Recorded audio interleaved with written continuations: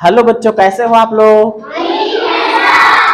तो हम लोग कर रहे थे जवाहर नवोदय विद्यालय प्रवेश परीक्षा कक्षा 6 की तैयारी। और हम लोगों ने बड़ी ही चतुराई से जो पहला चैप्टर था मैथ का, संख्या एवं संख्या पद्धति, उसको कंप्लीटली खत्म कर लिया था। और हम लोगों ने उसके आगे का जो चैप्टर है उसको शुरू कर दिया था। और वो चैप्टर था पूर्ण संख्याओं पर आधारित चार संक्रियाएं, या फिर पूर्ण संख्याओं पर चार आधारभूत संक्रियाएं। कौन कौन सी संक्रियाएं थी? संवरक प्रगुण, सहचर्य प्रगुण, क्रम विनिमय प्रगुण और बंटन प्रगुण। Closure property, associative property, commutative property और डिस्ट्रीब्यूटिव प्रॉपर्टी, ये हमने अच्छी तरीके से जान लिया था। आज हम लोग उस दूसरे चैप्टर के इंपॉर्टेंट क्वेश्चंस को देखेंगे जो परीक्षा में आए हुए हैं। तो आइए चलते हैं बोर्ड पर।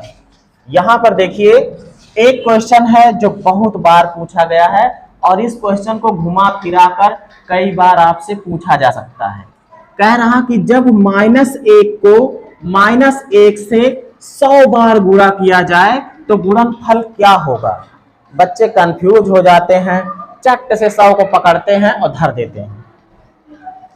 देखो बेटा, -1 को -1 से चाहे 100 बार गुणा करना हो, चाहे 50 बार गुणा करना हो, चाहे 25 बार गुणा करना हो, आपको गुणा करने की जरूरत नहीं है।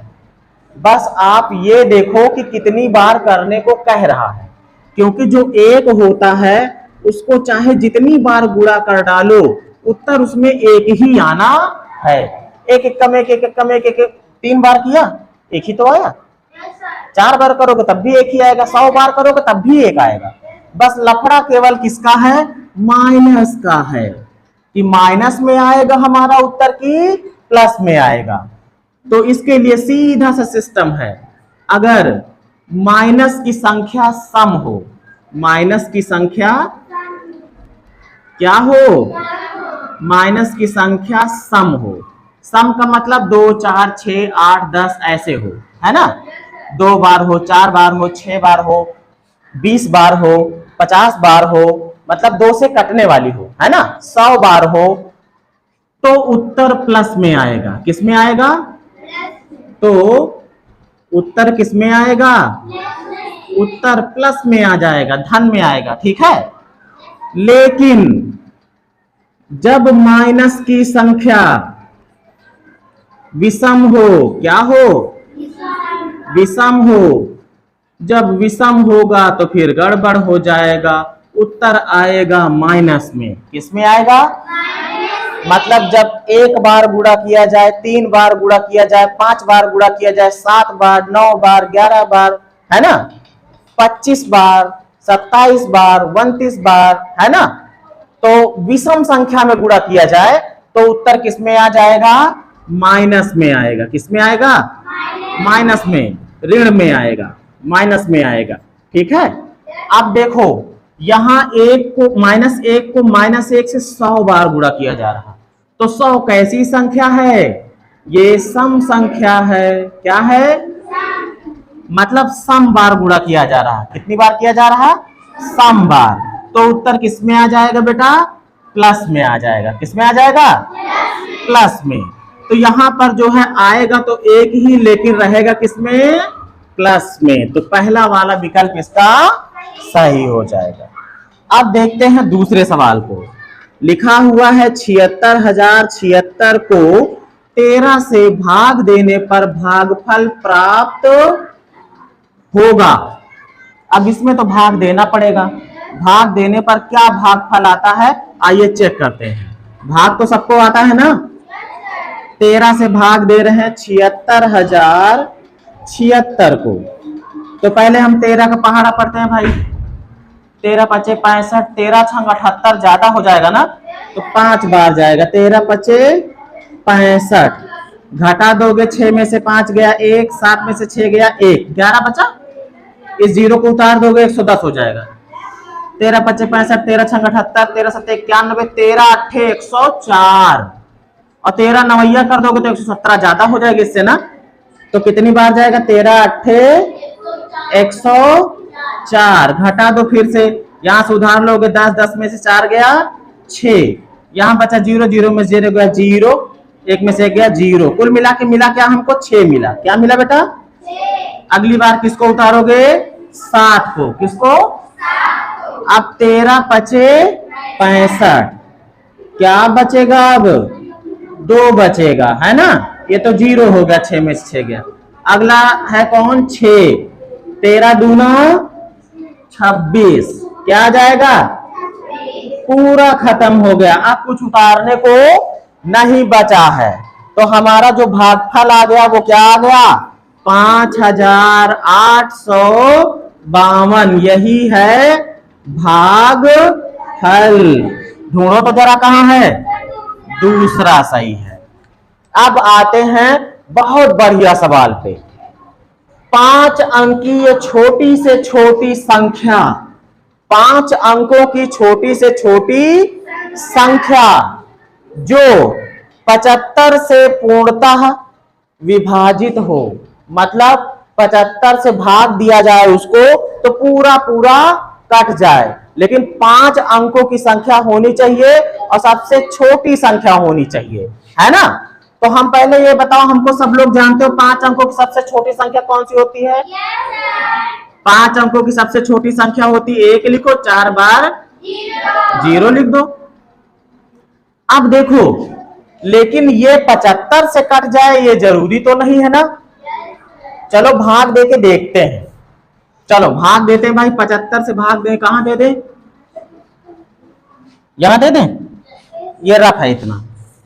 75 से अगर भाग दोगे कितना है भाई? 10,000 ना। 75 एक कम 75, यहां बचेगा 5, यहां बचेगा 9 में से 7 गया 2, फिर ये आ जाएगा यहाँ पे। तो अब जाएगा कितनी बार? 75 दूना 150 और 3 बार जा सकता है। 3 पचे 15 के 5, 3 सते 21 और 1 22, है ना। तो 5 मिला और यहां बचा कितना? 4 में से 2 गया 2, फिर ये तो खत्म हो गया, 0 हो गया। एक 0 बचा था उसको उतार लिया हमने। अब फिर से कितनी बार पढ़ना होगा? 3 बार। तो आ जाएगा फिर से 225, 3 पचे 15 के 5, 3 सते 21 और 1 22, फिर से बचेगा कितना? 5 और यहाँ बचा 2 25, फिर दशमलव लगाओगे फिर वही आएगा। देखो 250 250 आ रहा ना, मतलब 3 3 होता चला जाएगा। अब देखो मैंने किया ऐसा क्यों है। देखो ये जो 133.33 आ रहा है, एक अगर इसको हम 75 से भाग देते हैं तो कितना आता है? 133.333, ये ऐसे होता चला जाएगा, कभी खत्म नहीं होगा। अब देखो जब ये कट नहीं रहा है तभी तो दशमलव में आ रहा ना भाई, ये कट नहीं रहा तभी तो दशमलव में आ रहा है। अगर कट जाता तो दशमलव में ना आता, कट जाता तो दशमलव में ना आता। तो हम क्या करते हैं? कटेगा कब? 133 से अगर कम कर दोगे तो जो 4 अंक का है, जो 5 अंक का है वो 4 ही अंक का रह जाएगा। समझो बात को। इसको ऐसे लिख सकते हो, 75 गुणे 133.333, ऐसे होता चला जा रहा है, ऐसे लिख सकते हो भाई। जब 75 से गुणा करोगे, जो ये तुम्हारा 10,000 है, 10,000 को 75 से भाग दिए तो ये आया था, है ना। जैसे मान लीजिए आप भाग देते हो, 2 से भाग देते हो 6 को, तो 2 3 6 आता है ना। अब अगर 2 और 3 को गुणा कर दो तो फिर से 6 आ जाता है ना। 2 और 3 को गुणा कर दो तो फिर से 6 आ जाता कि नहीं आ जाता। तो कहने का मतलब जब इसको मैंने 75 से भाग दिया तो ये आया, तो इसको गुणा कर दे तो फिर से ये आना चाहिए ना। अब देखो बेटा यहां पर क्या हो रहा है, यहां पे हो ये रहा है कि जब इतनी बार जाता है तो पूरा पूरा ये कटता नहीं है, नहीं कटता ना। देखो कहां कट रहा, दशमलव लग जा रहा। अब देखो अगर हम 133 कर दें, कितना कर दें? 100, अगर 75 गुणे 133 कर देते तब तो दशमलव ना लगता ना। लेकिन जब गुणा करोगे तो ये 10,000 से कम हो जाएगा, 5 अंक वाली संख्या से 4 अंक वाली में बदल जाएगा। तो हम क्या कर सकते हैं भाई, हम 133 के बजाय 134 से गुणा कर देते हैं। कितने से? 134 से, क्योंकि जब 75 गुणे 134 करोगे तो इसमें तो दशमलव नहीं लिया है ना मैंने, तो 75 से जब 134 में गुणा होगा तो जो आएगा वो 5 अंक का रहेगा भी और 75 से कटेगा भी। 5 अंक का रहेगा भी और 75 से कटेगा भी। भाई पहले 133 था, 133 से गुणा करोगे तो ये पक्का है जो है 5 अंक का नहीं आएगा, ठीक है। लेकिन जब 134 से गुणा करोगे तो फिर ये 5 अंक का आएगा भी और 75 से कटेगा भी। तो हमको वही संख्या तो ढूंढनी थी कि 5 अंक की भी हो और 75 से कटने वाली हो और सबसे छोटी भी हो। अभी 134 के बजाय 135 ले लोगे, 136 ले लोगे, तब भी वो 75 से कटेगा और 5 अंक का रहेगा भी, लेकिन सबसे छोटा नहीं रहेगा। इसीलिए हमने सिर्फ ये था 4 अंक को दे रहा था। कितने अंक का? ये 4 अंक का दे रहा था और ये कितने का देगा? ये 5 अंक का देगा। गुणा करके देख लो, चाहे करना है गुणा, चलो करते हैं, यहां पे करते हैं। 134 में गुणा करना है 75 से। 5 चौको 20 के 0, 5 3 15 और 2 17 के 7, 5 एकम 5 और 1 6, 5 चौको 20 के 0, 5 3 15 और 2 17 के 7, 5 एकम 5 और 1 6, 7 चौक 28 के 8 हासिल 2, फिर 7 3 21 और 2 23 के 3 हासिल 2, 7 एकम 7, 7 और 2 9। अब जोड़ लो भाई, 0 8 7 15 के 5 6 3 9 और 1 हासिल 10 के 0 9 1 10, आ गया कितना? 10,050। अब ये जो 10,050 आया है ये 5 अंक का भी है। देखो 3 2 5 अंक है ना, और 75 से काटेगा भी। तो जब इस तरीके के सवाल आए तो पहले सबसे छोटी संख्या लिख लेना और फिर जितने से भाग देने की बात करे उससे भाग दे देना। भाग देना अगर दशमलव में आ रहा है तो इसका मतलब अभी पूरा पूरा वो कट नहीं रहा, तो जितना रहेगा दशमलव के से कम या ज्यादा उसी में आगे पीछे करना है। जैसे 133 था तो हमने एक आगे बढ़ा दिया, 134 कर दिया, 134 से 75 में गुणा कर दिया, हमारा उत्तर आ गया है। ठीक है, तो विकल्प कौन सा सही हो गया? चौथा वाला।